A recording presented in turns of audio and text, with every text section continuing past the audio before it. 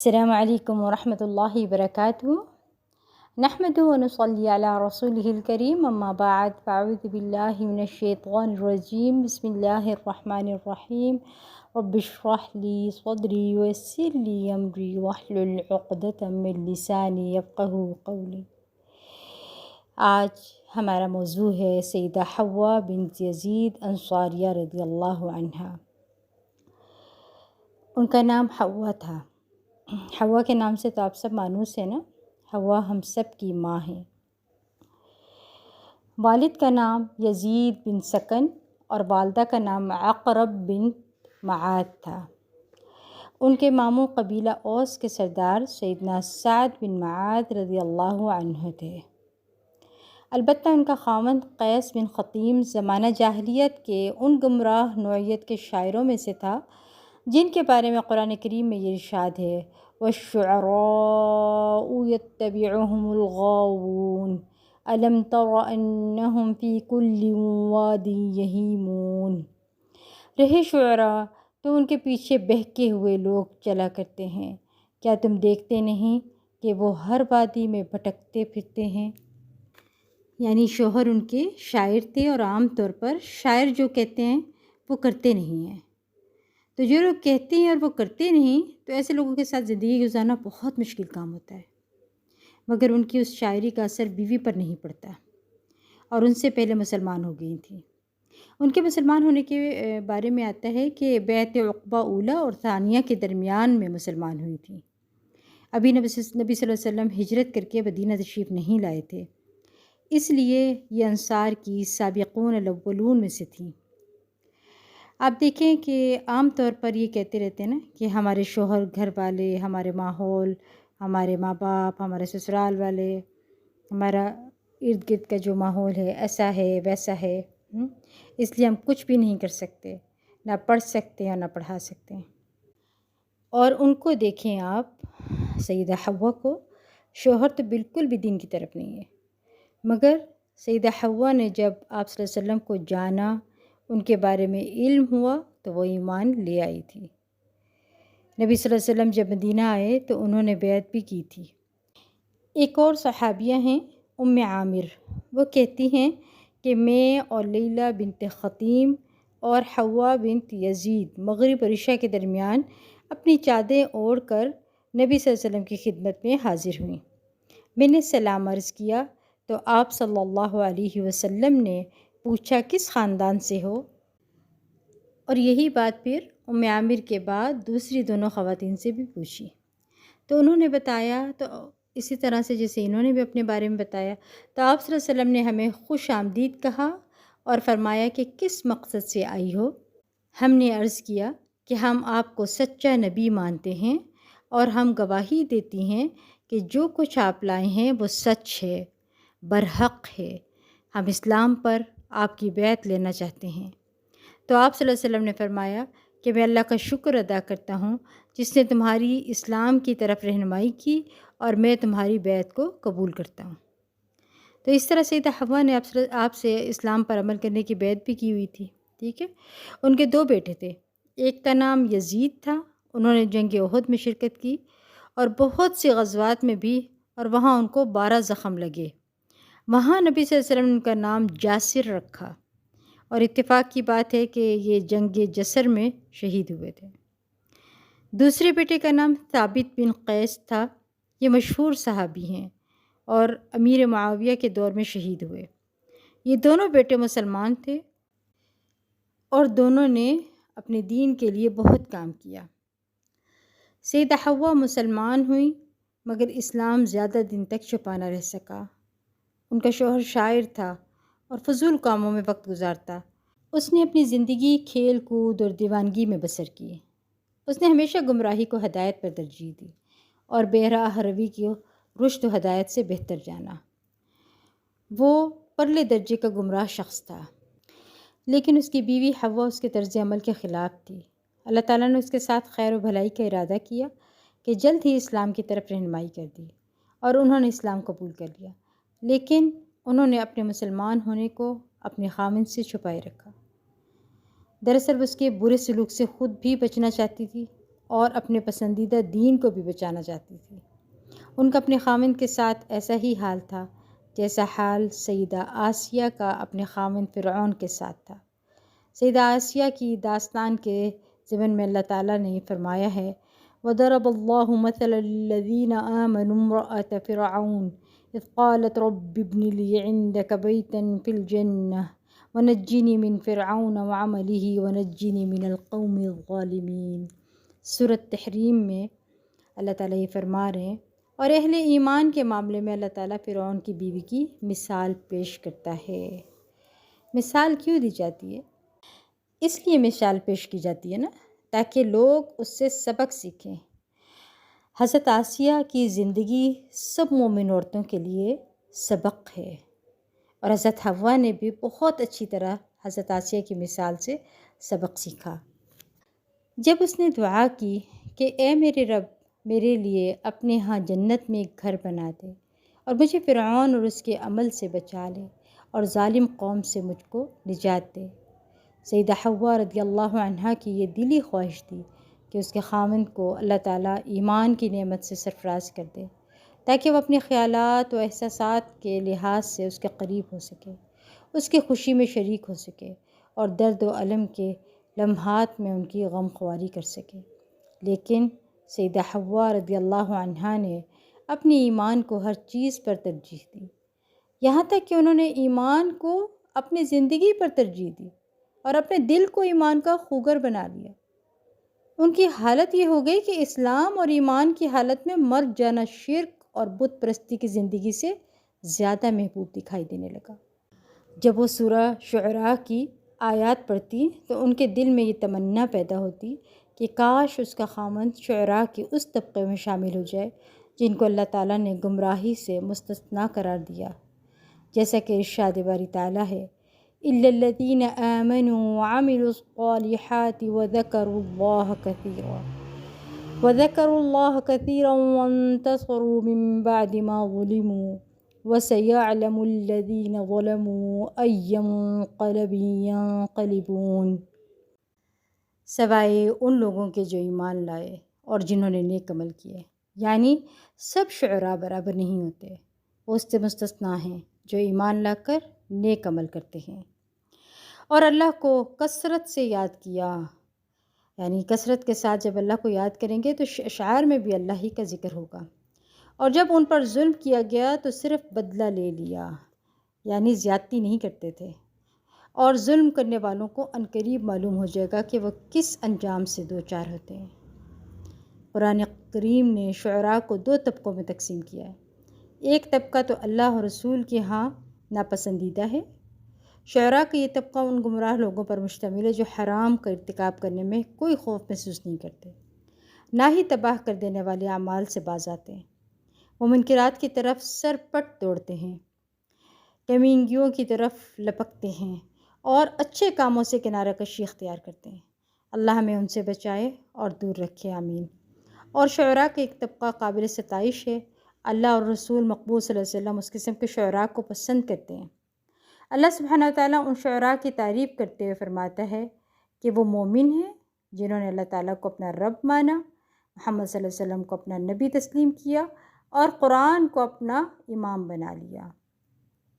وہ اسلام کے احکامات پر عمل پیرا ہوئے اور جن کاموں سے اسلام نے روکا باز رہے اور نیک عمل کرتے ہیں، اور برے کاموں سے پہلو تہی اختیار کرتے ہیں، بلکہ وہ اپنے جملہ اقوال و افعال اور تمام تر معاملات میں اللہ سبحانہ تعالیٰ کو یاد رکھتے ہیں۔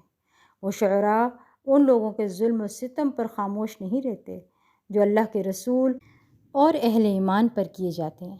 وہ اپنے اشعار کو خدمت اسلام کے لیے وقف کر دیتے ہیں۔ سیدہ حوا رضی اللہ عنہا کبھی کبھار اپنے دل سے سوال کرتی کہ میرا خاوند نبی کریم صلی اللہ علیہ وسلم کے پسندیدہ شاعروں سیدنا حسان بن ثابت اور سیدنا عبداللہ بن رواحہ رضی اللہ عنہما کا اسلوب اختیار کیوں نہیں کرتا۔ وہ دونوں اپنی شاعری سے اسلام کا جھنڈا سر بلند کرتے ہیں اور کافروں کے مقابلے میں اسلام کا دفاع کرتے ہیں، اسی لیے رسول اللہ صلی اللہ علیہ وسلم ان دونوں کو اپنے قریب کرتے ہیں اور ان دونوں کو پسند کرتے ہیں۔ سیدہ حوا رضی اللہ عنہا کو اس بات پر افسوس تھا کہ اس کا خاوند قیس بھی اپنی بیہودہ شاعری کی وجہ سے خیر و بھلائی سے کوسوں دور ہے، اور شر پر مبنی شاعری نے اس کے قد کاٹ کو پست کر دیا ہے۔ بڑے افسوس کی بات ہے کہ اسلام کے دفاع میں اس کا کوئی حصہ نہیں ہے، لیکن کیا جو کچھ اس کائنات میں ہو رہا ہے وہ اللہ تعالیٰ کی مشیت کے مطابق نہیں ہو رہا؟ مخلوق میں اللہ تعالیٰ کا حکم ہی تو نافذ ہونے والا ہے۔ اللہ ہی زمین اور اس پر بسنے والوں کا وارث ہے۔ فرعون کی بیوی آسیہ کے نقش قدم پر سیدہ حوا رضی اللہ عنہا اپنے دینی فرائض کو خفیہ انداز میں مسلسل سر انجام دیتی رہیں۔ انہوں نے اپنے خاوند کو پتہ نہ چلنے دیا، لیکن یہ راز کب تک چھپا رہ سکتا تھا؟ کیا سیدہ حوا رضی اللہ عنہا اپنے مسلمان ہونے کو زیادہ دیر تک صیغہ راز میں رکھ سکتی تھی؟ یہ کام تو بڑا ہی مشکل ہے، کیونکہ ہر شخص اپنے گھر جب چاہے آ سکتا ہے نا، جس وقت چاہے وہ اپنے گھر میں داخل ہو سکتا ہے۔ یہ بھی ممکن ہے کہ خاوند ایسے وقت میں اپنے گھر میں آ جائے جب اس کی بیوی نماز ادا کر رہی، یا وہ اپنی بیوی کو اپنے ساتھ کھانا کھانے کی دعوت دے اور اس وقت روزے میں ہو، تو ایسی صورت میں وہ کیا کرے گی؟ سیدہ حوا رضی اللہ عنہا کے مسلمان ہونے کا راز زیادہ دیر تک چھپا نہ رہ سکا۔ ایک دن اس کے خاوند نے اسے نماز پڑھتے ہوئے دیکھ لیا، اور پھر اس نے یہ منظر بھی بچشم خود دیکھا کہ اس کی بیوی چمڑے اور کھجور کی چھال پر لکھا ہوا کوئی ایسا کلام پڑھ رہی ہے جو پہلے اس نے کبھی نہیں سنا تھا۔ وہ کلام اسے بڑا ہی عجیب و غریب محسوس ہو رہا تھا۔ اس نے اپنے دل سے سوال کیا کہ یہ عورت مجھے بتائے بغیر ہی مسلمان ہوگی؟ اس نے مجھ سے اجازت لیے بغیر ہی اسلام قبول کر لیا۔ گویا کہ ٹھگنا فرعون بڑے فرعون کے نقش قدم پر چلنے لگا، جس سے ان جادوگروں کو دھمکی دیتے ہوئے کہا جو موسیٰ اور ہارون علیہ السلام کے رب پر ایمان لے آئے تھے، اور انہوں نے اللہ تعالیٰ کی وحدانیت کا اقرار کر لیا تھا۔ فرعون کی طرف سے دی گئی دھمکی کو قرآن مجید میں کچھ اس انداز سے بیان کیا گیا ہے، ارشاد باری تعالیٰ ہے، قال آمنتم له قبل ان آذن لكم انه لكبيركم الذي علمكم السحر فلأقطعن أيديكم وأرجلكم من خلاف ولأصلبنكم في جذوع النخل وَلَتَعْلَمُنَّ أَيُّنَا أَشَدُّ عَذَابًا وَأَبْقَىٰ۔ سورۃ طٰہٰ۔ فرعون نے کہا کہ تم اس پر ایمان لے آئے قبل اس کے کہ میں تمہیں اس کی اجازت دیتا۔ یہ دیکھ لیں، وہی بات یہ بھی کہہ رہا ہے، یعنی فرعون کے ہی نقش قدم پر چل رہا تھا۔ معلوم ہو گیا کہ تمہارا گرو ہے جس سے تمہیں جادوگری سکھائی تھی۔ اچھا، اب میں تمہارے ہاتھ پاؤں مخالف سمتوں سے کٹواتا ہوں اور کھجور کے تنوں پر تم کو سولی دیتا ہوں، پھر تمہیں پتہ چل جائے گا کہ ہم دونوں میں کس کا عذاب زیادہ سخت اور دیر پا ہے۔ یہ دیکھیں، یہ ہوتا ہے غرور۔ اب دونوں فرعون، اس فرعون میں بھی دیکھیں اور یہ بھی فرعون کے نقش قدم پر چل رہا ہے نا، اس کے اندر بھی دیکھیں کتنا غرور تکبر ہے، مغرور تھا نا۔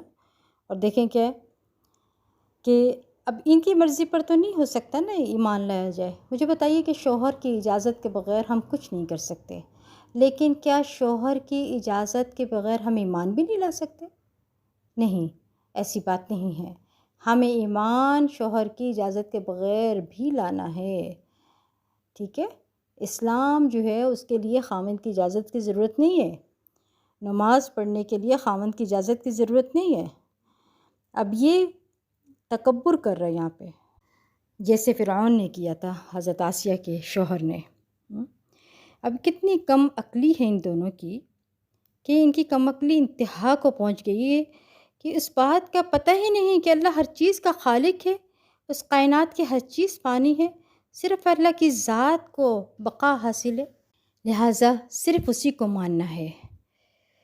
سیدہ حوا رضی اللہ عنہ کے خاوند قیس نے اس بات کا انتظار کیا کہ وہ نماز پوری کر لے اور پھر اس سے پوچھے کہ اس نے اسلام کیوں قبول کیا۔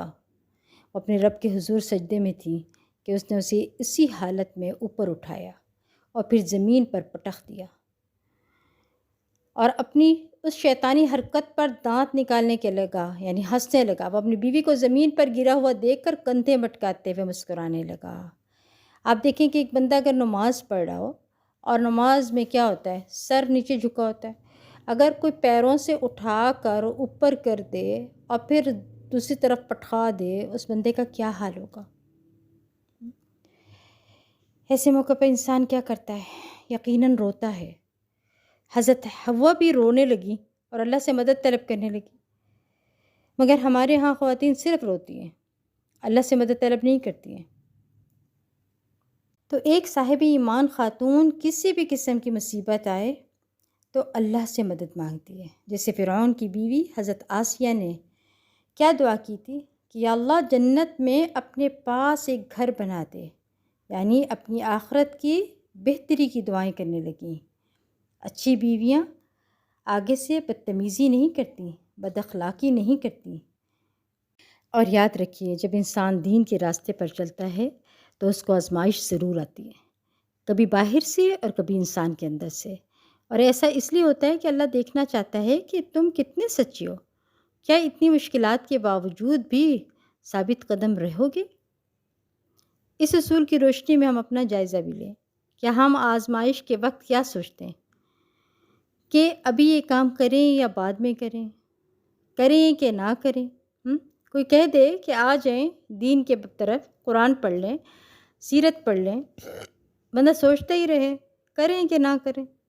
لہٰذا ہم سب کو چاہیے کہ سب سے پہلے ہم نے سیلف کنٹرول سیکھنا ہے، کیونکہ اگر اپنے نفس پر قابو نہیں کر سکتے نا تو پھر آپ کچھ نہیں کر سکتے، کیونکہ جتنی بڑی بڑی باتیں ہم لوگ کرتے ہیں نا اس کو پروف نہیں کرتے، بس باتیں کرنی آتی ہیں۔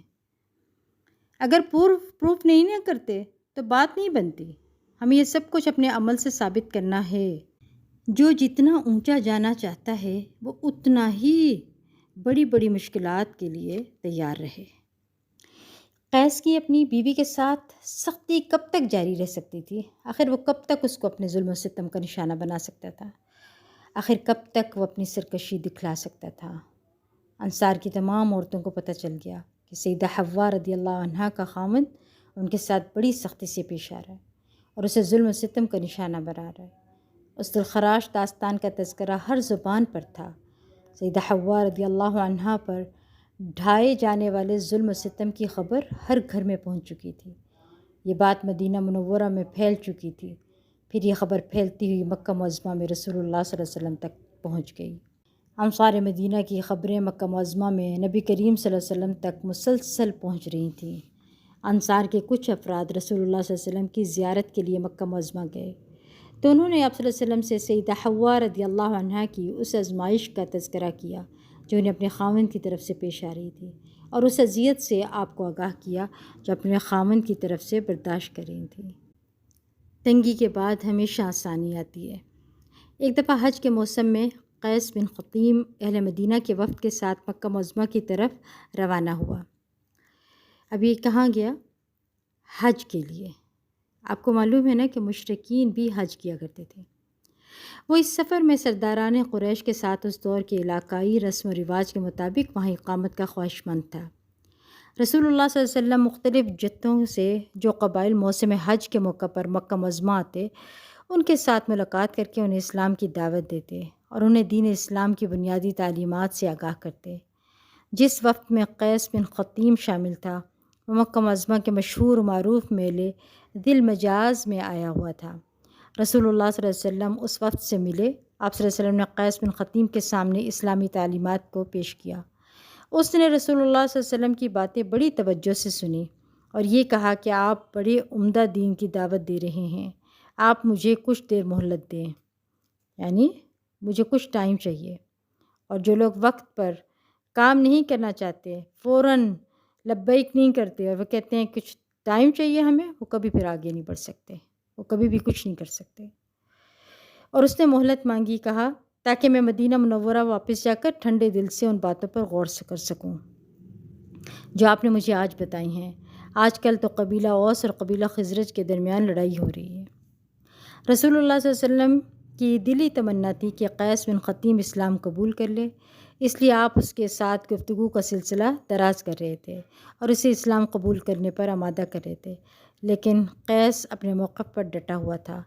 رسول اللہ صلی اللہ علیہ وسلم نے اس موقع پر اس سے کہا، اے ابو یزید، مجھے یہ پتہ چلا ہے کہ تم اپنی بیوی حوا کے ساتھ بدسلوکی سے پیش آ رہے ہو۔ جب سے اس نے تیرے دین کو چھوڑ کر اسلام قبول کیا ہے تم اس کے ساتھ بہت برا سلوک کر رہے ہو۔ اللہ سے ڈرو اور مجھ سے وعدہ کرو کہ اس کے ساتھ تم آئندہ کچھ نہیں کہو گے، یعنی اسے کچھ نہیں کہو گے۔ قیس بن خطیم نے صاف گوئی کا مظاہرہ کرتے ہوئے کہا، میں آپ سے وعدہ کرتا ہوں کہ آج کے بعد میں اسے کچھ نہیں کہوں گا، اسی طرح ہوگا جیسے آپ پسند کرتے ہیں، میں اس کے ساتھ حسن سلوک کے ساتھ پیش آؤں گا۔ جب قیس مدینہ منورہ پہنچا تو اس نے اپنی بیوی سے کہا، اے حوا، کیا تم جانتی ہو کہ میری ملاقات محمد صلی اللہ علیہ وسلم سے ہوئی تھی؟ انہوں نے دوران گفتگو میں مجھے تلقین کی ہے کہ میں آپ کے ساتھ حسن سلوک سے پیش آؤں، اور میں نے ان سے وعدہ کر لیا کہ آج کے بعد میں اسے کوئی تکلیف نہیں پہنچاؤں گا، ٹھیک ہے، یعنی کچھ نہیں کہوں گا، اور میں اللہ کی قسم اپنے وعدے کو نبھاؤں گا۔ یہ باتیں سن کر سیدہ حوا رضی اللہ عنہ خوش ہو گئی کہ اب روز کی تکلیفوں سے نجات مل گئی، الحمدللہ۔ یہ خوشخبری سن کر انہوں نے اپنے مسلمان ہونے کا عام اعلان کر دیا، جو راز تھا وہ ظاہر کر دیا، کیونکہ انہیں اپنے خاوند کی طرف سے کسی قسم کی جبر اور ایذا رسانی کا خطرہ نہ تھا، کیونکہ عرب لوگ جو ہے نا یہ وعدے کے پکے ہیں، اگر وعدہ کر لیں پھر اس کو نبھاتے ہیں۔ کچھ وقت گزر جانے کے بعد رسول اللہ صلی اللہ علیہ وسلم نے مدینہ منورہ کے ایک رہائشی سے سیدہ حوا رضی اللہ عنہ کے بارے میں پوچھا، تو اس نے آپ کو بتایا کہ وہ بالکل خیریت سے ہے۔ رسول اللہ صلی اللہ علیہ وسلم کو معلوم ہو گیا کہ قیس نے جو وعدہ کیا تھا اسے پورا کیا، اور اس نے اپنی بیوی کو اس کی حالت پر چھوڑ دیا۔